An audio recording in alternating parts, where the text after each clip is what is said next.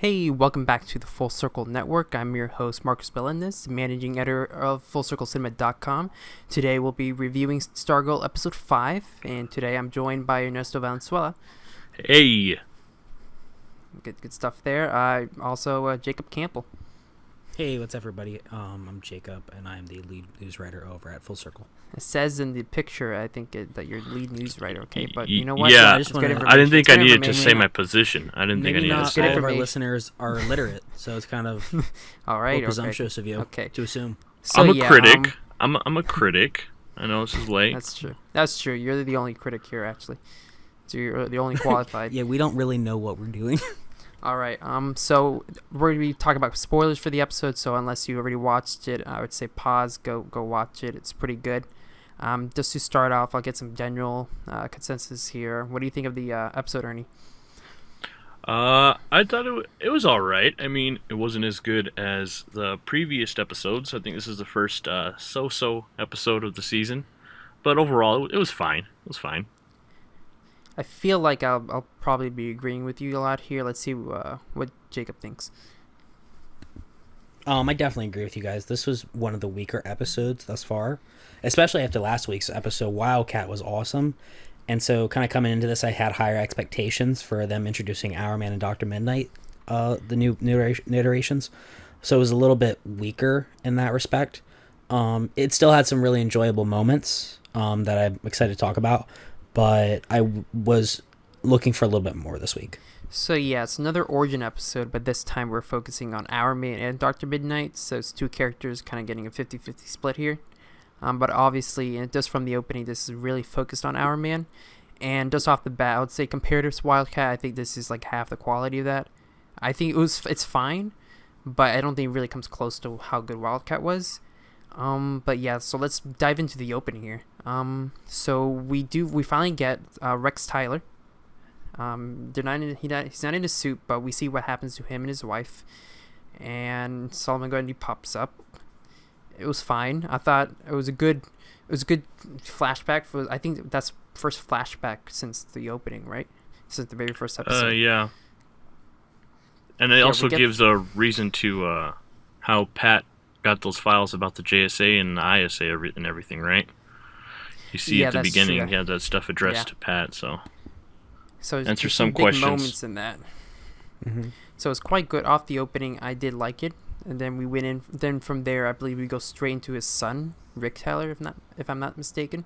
Yeah, Rick Tyler. Yeah. So, Cameron Gilman.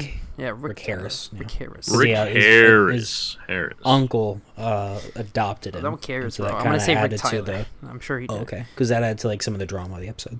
Well, we're not at the episode, so Rick Tyler. Wow. So Cameron Gilman plays him. He's been kind of featured throughout the last few episodes in the background. He is as mopey as you think he is in those episodes here. I think contrary to what Wildcat has, and I think Brett Passenger has had so far, he doesn't really have an arc here at all. You'd probably say the same with Dr. Mid-Nite, which is fine. But compared to what, yet again, we just got an origin episode where we kind of just had one character focused on one character, got a full arc before they became the hero. In this one, we get like half arcs that don't really feel satisfying at all, and I think that kind of hurt the episode a lot. But yeah, I thought in terms of Gilman's performance, I thought he was fine. He's as like mopey as I said, as you expect him to be. He's super messed up after his parents' death, which is a long time ago. He never got over it. But yeah, what do you guys think of him? He was fine. I mean, he's basically just like a discount John Bender from The Breakfast Club, in the way he acts and his attitude and his physicality to the role. But other than that, like, I guess his performance was decent. Like, I was convinced in how he was feeling. There were some cringy moments in his performances and some of the more emotional beats that were supposed to be hit, but the episode did what it needed to do. Its only problem was that, they can't dedicate every single episode to a single character. They only have so many episodes this season, so they have to pack some in together. And I guess Hourman and Mid-Nite were the ones to do it. So yeah, what do you think of him so far, Jacob? I agree with a lot of what Ernesto said. I thought the actor's performance was good, but it's just the character itself was a little bit lacking. And that is one of the issues of having an episode trying to like introduce two different members of the JSA at once. Where Yolanda had her own episode, we got to see a lot of her backstory and how she developed in that episode alone. But for this episode, Rick was just a little bit... He wasn't as developed, so I'm kind of excited to see how he grows throughout the season. And also looking at like Beth Chappell, she's been introduced as well, but her character in this episode was also pretty weak. So I kind of want to see a little bit more of them later on. For sure, I'd agree there. I think we've seen more of her than compared to Iron Man, but she does have like a pretty substantial slice of this episode. For me, I like the character, but I think they write her a little too much sometimes. I think she's a little over the top. But I think there's been a lot of potential definitely. There. Yeah, for sure. I think there's potential there. I think the goggles that she has are really cool. I love that Henry Thomas is going to be doing the voice for that. I love how it worked. I think that aspect of the episode is probably, I liked it better than Our Man's, but at the same time, you really don't get to know her yet. I don't feel invested in either of these characters so far, but that's also not an entirely bad thing. This is just the first episode. But yeah. Yeah, I definitely agree with that, and I think what I like about the goggles a lot is they're really cool, and they just help to move the plot along a lot, where the goggles literally were like, oh yeah, let me just reveal that Rick is actually Rex Tyler's son. I was like, that's so pretty easy. There we go. Yeah, did a lot of movement there because that was so everyone simple. was very clueless, so it helped everyone a lot. There was part where like Pat's like, something there's also similar. a few Easter eggs, right? I feel like they mentioned a character that that had died. Oh, Red B. I so. can't remember Red B in the comics, but he's probably because he was a character that just died. That's probably true. Whoever read that comic probably really enjoyed that moment, but absolutely no clue. But yeah, so we do get to see Our Man use his powers. Quite cool. It's kind of a dumb power when you think about it. This guy only has 1 hour to use it. I feel like that's pretty vulnerable. I know. Because why not 2 hours? Why not 3? No, because it's an hourglass, man. 3.5. He can make an hourglass that records 3.5 hours. I mean, you're right. That's too much. But yeah, he has super strength, which is what I guess all he has so far. And it looked cool. The effect looked cool, but he didn't do much with it. He punched a car because his uncle he punched his abusive uncle dad's truck. Yeah. But he punched it really hard. Yeah, we've all done it. So. But I mean, do supervillain battles last longer than an hour? Or, what if it's like an hour and 10 minutes? I'm saying 3.5 hours is a sweet spot. He's got to time it well. I think a battle will last as long as 3.5 hours. He's like mid-battle, he's like, all right, now here we go. Mid-battle, he just punches someone and it doesn't work. Stargirl, Wildcat, get in there, get it going. I'll jump in midway, tap out. We'll be good to go. I guess that's why they need a team. There we go. Yeah, for sure. A lot of team building in this episode. That's true. Whatever city Our Man protects for an hour every day, it's the safest place ever. That's very true. I will say though, I was wondering throughout the episode after that opening whether or not the opening means that the Our Man survived the initial fight with the Injustice Society in the very opening of the first episode, I guess, or does it? Was he even there for it? I'm not sure. That he survived. I assume. Was he there at that battle? And also get killed. Yeah, he was there. They show him. Yeah, they showed him. Just wanted to make sure across the room. My memory's a little fuzzy on that. Okay, he survived the battle then. Yeah. It seems like he survived it, which means other people could have survived it, but it also means the Justice Society hunted them down, which I guess we'll see more of them. They also assume Starman survived because he got away and died in private. I mean, you're right. We'll see. We'll see though. So who knows? I think there's a lot of potential there, and it's something I noticed. Anyway, so there is another little subplot in this episode that I guess was supposed to be entertaining. So the gambler, we all know the gambler. Great guy. Very excited to see him. He has some scenes, right? He gives this guy a coin that's chocolate. The next scene, who would have guessed it? The guy eats the chocolate coin, he dies. I didn't see that one coming. And then he shoots someone with a gun in his sleeve. I don't know. It's It his was Derringer weird. pistol. Yeah, but I like- it's also at the end of the episode, so weirdly placed, like in both parts. Yeah, Yeah. because nothing really happens in this episode, so they had to put You that. know, yeah. I think including that scene in the episode was a bit of a gamble.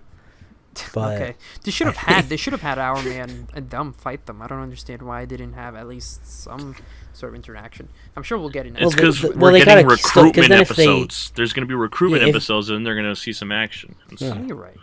But yeah, yeah, and if they had them fight them already, it would be kind of like, oh, we already know who new members of the ISA are. They kind of have to keep that build up going. I thought think he it's was kinda going to fight interesting, but- Stargirl. I thought he was going to, like, Hourman was going to fight Stargirl. That's where I thought it was. Oh, you're right. I That would have gotcha, been I cool. gotcha. They should That have would've done been that, dope. to be honest. What I like about Hourman's character is that, like, everyone else wants to be a hero just because they want to be a hero and do good. What I like about Rick Tyler is that he's just like, yeah, he's just in it for revenge, which I'm assuming throughout the season he'll I mean, become. yeah, he'll grow. Oh yeah, I just want to be a Yeah. hero now. But it's kind of cool that he has his own little reasons. Which I like, but at the same time, doesn't make me entirely like the character as much as others. Like I like Wildcat way more, but it's because of her motivation and her arc towards becoming the superhero. But we'll see with him. Like it's early on, and I'm not gonna hold it against it too much. But in terms of this episode, it was fine. What else? I will say, let's go back to the Gambler. It's rough when like the Fiddler is the cooler villain. Yeah, that's when you have it rough. I thought he was pretty bad. That was me. I think I want to see more of the Fiddler because I want them that was to actually pretty explain. cool. I like the violent stuff.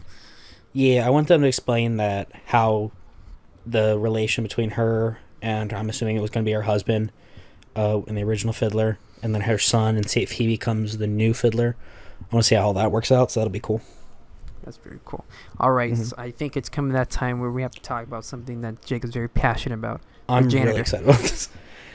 We called it 100% last week. He's definitely Sir Justin. He's the Shining Knight. Because in the episode, we actually hear him speak. He has a really British accent. And he mentions dragons. So he's 100% Sir Justin. And I'm very excited that we were right. And I'm really excited to see Shining Knight. Yes, and I believe in a promo you see his suit, right? So there was a TV spot. I think it might be Shiv's costume. Because it could go either way. Because it looks like she was fighting Cindy in the promo. I mean, that's true. Yeah, I but didn't it could be watch the Shining Knight's promo. costume. But Yeah, not the promo for this episode, but for an upcoming episode. I'm not sure. Yeah. I think it might be maybe Shiv's episode. yeah, but yeah, I mean, I think that's pretty much it that's happened this time around because we had Hourman Mid-Nite, we had them fleshed out slightly, and then the Gambler did some weird stuff, but that wasn't explained whatsoever. Yeah, there was some more developments with Henry. His powers are developing a little bit more. For He sure, can hear everyone's I'm actually thoughts. pretty hyped for that. I like how that's how that's growing there. Other than that, there's really not much to say. Getting really Yeah, tired this of was that mean girl in the whole. Yeah, she's Oh, super. Cindy? Yeah, Oh my she's like God. super. I don't know. I feel like if you're right, like you courage if you write that down. Like sometimes it's too obvious, too on the nose. I don't understand what her thing is. I mean, She's mean. Obviously, she's Yeah. gonna be the villain, but don't make it so. When you're trying to be smart with the other characters, be smart with the villain. Like, don't make it so obvious. And you know she's the mean girl because she has the white hair. It's really That's how you bad know looking she's right the mean. here. Looks we also so got weird. another look at Grundy at the beginning. Grundy look cool. Oh, but yeah, I need Grundy looks full good. Grundy. I need them to fight Grundy. I'm really excited for a Grundy fight. I need them. I need. But we know Hourman's gonna fight him for sure. Mm-hmm. That's gonna be cool. He'll I fight thought him it would be for Pat. an hour. That's gotta be Hourman. He's gonna have an He hour killed his long parents. fight. Yeah, I see that. But I'm saying up until this episode, I thought Pat was gonna fight him. You know, For big sure. big thing versus Pat has big a big thing. robot he hasn't used, and like I feel like he can use it. Oh, there's another part I want to talk to you guys about. What do you think is going on with Alan Scott's lantern? I think they're just teasing. I don't think they're doing anything yet. Do you think we're gonna It's get cracked. It's cracked. It's broken. It's broken. This is very very true. Do you think they're gonna do anything? I'm assuming Alan Scott's dead. But I don't know anymore now that Rex Ty was able to get away. But I don't think they're gonna introduce a Green Lantern this season. But I think there could be something going on that'll set up for next season, maybe. I mean, for sure. They said, I think Geoff Johns said in an interview that everything they've done sets up a potential storyline. So I'm sure they'll do something with it. Rather than that, that's like introduces kids or something. But she saw that her principal's a shady bad guy, so why does she put all the JSA stuff in her locker at school? And then she ends up putting it back, right? In her room? That was pretty... That happens. Yeah, she brought it back. At some point. Okay, so I don't get why Well, I think she just brings it with her everywhere in case she finds a new person. Yeah, that's true. I didn't think about that. Still, it's a crazy, risky gamble. She nearly killed everyone at the hospital. Like, she's obviously a rookie here. Yeah. But I think she's given everything away so far that she brought with her. The only thing left is Johnny Thunder's pen, but they've already kind of teased Jakeem, and then there's just the lantern. So I don't think she has to carry around the bag anymore since everyone has their suits and abilities now. Yeah, it's very true. Too. She just puts her bag on like the floor next to her bed. Yeah. Oh no, she also brought Dr. Fate's helmet, but I really don't think we're gonna get Dr. Fate this season. What? Definitely not. Why did she freak out when the dog took her Stargirl shoes out of the closet? Like, they're just regular shoes. Like, it's not a Spider-Man mask or anything. Like, oh no, I got my shoes. She's going to know I'm Stargirl because of these regular shoes. She's like, oh my god, these boots are nice. Where'd you get these? So that was... I mean, yeah, I think that's pretty much it for this episode. I'm very hyped for the next one because it's called Justice Society of America, if I'm not mistaken. Oh, really? Yeah, I'm really hoping. hoping Know that. Interesting. Yeah, that's next week. And I'm hoping that Pat and Courtney come clean with everything and they both actually talk. I assume that this will be like the midpoint of the season. Yeah. And we'll I don't get why they have this contrived conflict between Pat and Stargirl. Like, what's the point of that? Like, they know what each other is up to, but then after that, they just start arguing again about, it just feels a little bit contrived to me. But other than that, I'm liking where the show's going so far. Yeah, man, for sure. And I think also this week, not to like brag, but like we also got like episodes for other shows that were better, and so it kind of brought our thoughts on this one down for me personally. When compared to those, you guys will know soon. Are you flexing on this podcast? Are you seriously flexing right now, bro? This is a tease for the next review. You're flexing. You're flexing. Are you talking about our Doom Patrol screeners? You mean our Doom Patrol review? No, he's talking about Mando season 2. Check out our review coming out next week. We watched the whole season. I thought he was talking about the first 3 episodes of Doom Patrol that we all got. No, it's Mando season 2. Guys, I can't wait to watch Falcon and the Winter Soldier. Bro, okay, so in all seriousness, the Doom Patrol review will be out this Saturday on the 20th. I think around the same time Stargirl's up tomorrow morning. So we'll see that. We'll have review ready to go for that. That'll be spoiler free. So of course, since the show isn't even out yet, you guys will see. It's going to be a very exciting review. And I think that's pretty much it for this week. Hopefully next week we get some good stuff to talk about other than the Shining Knight. Yeah. This is now the Shining Knight podcast. Yeah, that's very true. All right, where can they find you guys? You, Ernie?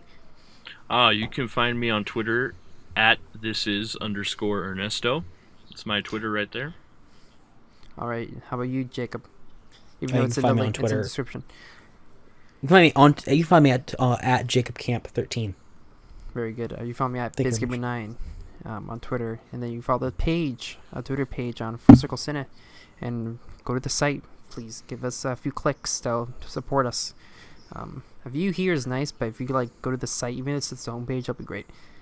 It helps out a little bit. Fantastic. For sure. And this no reason at all. I'm just gonna say at Comic Corner _. Yeah, that's it. Let's go. Did you say at Comic Corner _? I think so. Let me just make sure. Right? Let me just make sure it's at Comic Corner _ Comic Corner. Okay. Yes. Yeah, it's at It's Comic a great Corner _ _ It's just It's really good. All right. Cool. See you guys. See ya.